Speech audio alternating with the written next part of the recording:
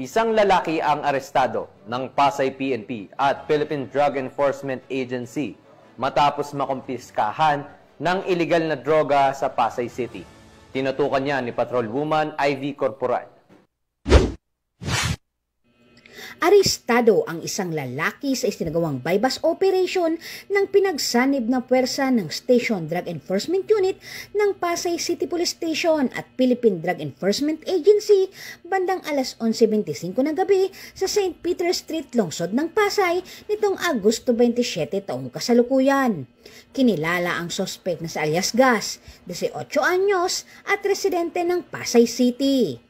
Narecover mula sa sospek ang 6 na pirasong plastic sachet na naglalaman ng hinihinalang shabu na may timbang na 4.91 gramo at may standard drug price na 33,388 pesos, isang 500 peso bill at isang walang lamang Marlboro Black cigarette pack.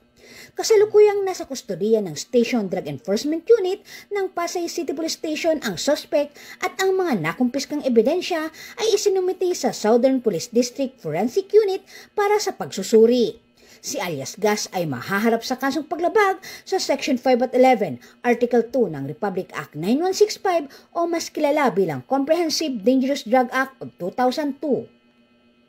Mula dito sa Camp Bagong Diwa, Taguig City, ako po ang inyong PNN correspondent, Patrolwoman Ivy Corporal, alagad ng batas, tagataguyod ng Balitang Pulis.